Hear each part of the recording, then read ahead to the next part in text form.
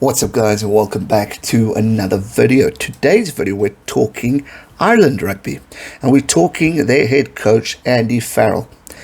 Right now Ireland rugby is not in the place it should be, and why I say it should be is because we've seen phenomenal talent come from this fantastic rugby brand. If we go back to 2018, Ireland dominated the rugby world. They beat the All Blacks, they won the Grand Slam Six Nations champions, they did a lot, and I think they won the Australian Tour 2-1, which was the first time in many years. They had a great year, and a lot of that credit was due to the coaching staff of Joe Schmidt and his team, as well as the leadership in the boys that were part of that, Best and all those guys. But also the informed talent of Conor Murray's, Johnny Sexton's, and James Ryan's at the upcomings, Peter O'Mahony's.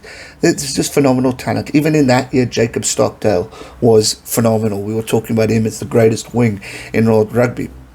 2019 came, and the year just wasn't the same. It was like once Ireland had beaten the All Blacks, it was kind of all said and done. We've seen sparks here and there, but we've also seen times where they just haven't been the best team.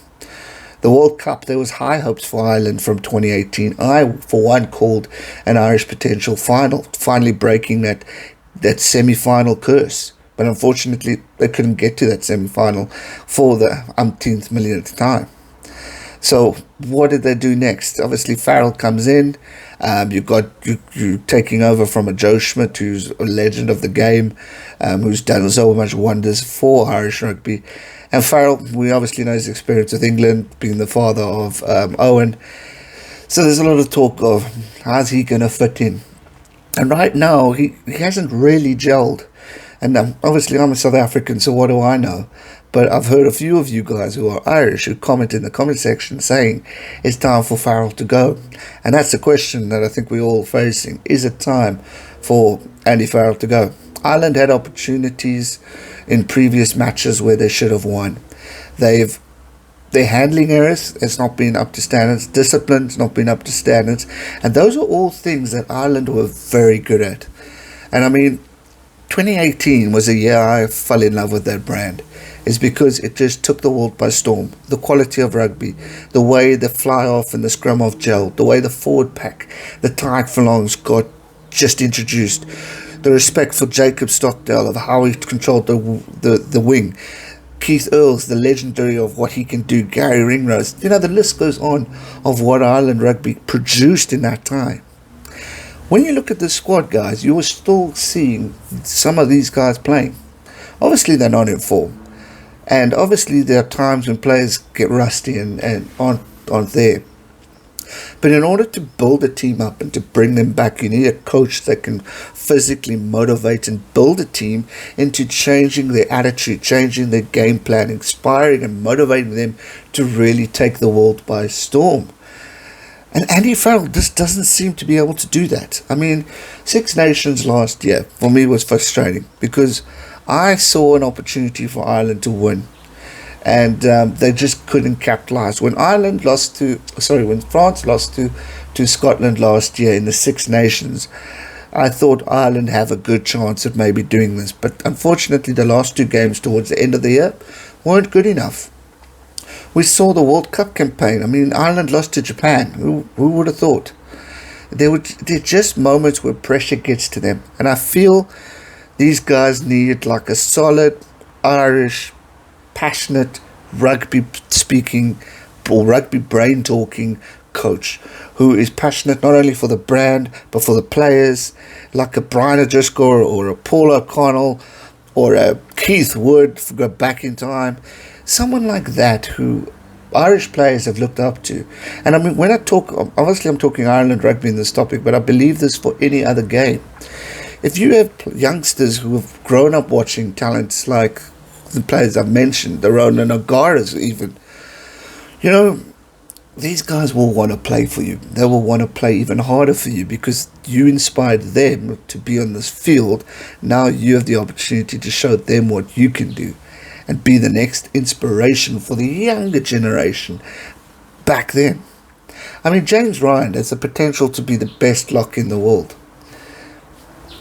He needs the coaching gel. He needs the tools. He needs the leadership, the structure to get him right. Ireland Rugby need a little bit of a shake-up. I want to say shake-up in a whole coaching point of view, so that they can really gel back and get back to that inspired fire that they once were. Now Farrell is now stating in the media he's come out fighting, insisting that life wouldn't be worth living without the pressure, and that goes hand in hand with being a rookie test level head coach. Fair enough. Farrell developed a hugely respected reputation as a defence coach over the years for England, Ireland, Lions, and he's encountered teething problems since taking over from Joe Schmidt. But how long can that teething problems last? I mean, not too long ago, in the same boat, look at France as an example. I think, if I'm not mistaken, France's head coach and Farrell started at the same time.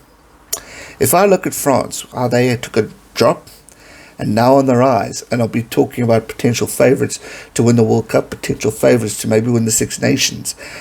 All those stuff are good news. It's good positives. It's things are working. The gelling is going. But when I think Ireland, and I go, what has Farrell done? How many highlights can we walk away with that are like, jeepers, this is good? There's not many. You can see it in the passion from the Irish fans. They love their brand, they love their team, they love their players. And when you watch Leinster, Munster, Connacht and Ulster all take on the field, there's a sense of passion and pride. Also, a question that I think we all need to ask is the impact of COVID-19 maybe a factor on the players itself?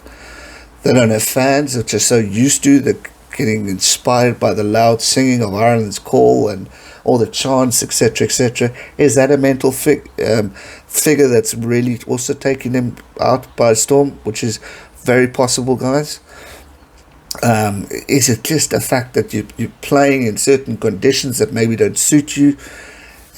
So many questions we can ask. But for me, the question is, what is the coach doing to change things up? What we've seen from Ireland in the Six Nations campaign has not been pretty. To me, they could have beaten France. They didn't beat France. They just weren't there. They didn't show up. I saw opportunities, but then a knock-on would happen, or a disciplinary issue would happen. They just didn't get past that try line. If they got close, they lose the ball. They were kicking too much. There just wasn't a form of control. They looked like lost school kids, which is sad because there are good leaders in that Irish squad. Maybe, I know, there's lots of injuries. You've got Stockdale's, you've got Johnny, you've got Connor, all those big names that weren't playing on the weekend. But when they do play, even in the past year, we haven't seen them shine to the extent that they could. There's potential in Ireland. Ireland can be one of the best teams in world rugby. I strongly believe that. But I do feel they need a new coaching staff in order to progress to that next level. But hey, that's just my thoughts. South African, you Irish blokes, educate me. Let me know what your thoughts are in the comment section down below. I hope, for the sake of rugby, for the sake of Six Nations, World Cups, international tours, I want Ireland to be competitive. I want them to fear us, or I want us to be feared of Ireland, like we were when they blixened South Africa in a record-breaking defeat. Good times. Well, not good times, but good times for sport, watching it develop and grow. That's what I'm talking. Let me know your thoughts in the comment section down below. That's going to do it for today's video. I hope you guys enjoyed it. Give it a thumbs up, subscribe if you're new, and I'll see you guys real soon for another one. Stay safe and never give up. Cheers.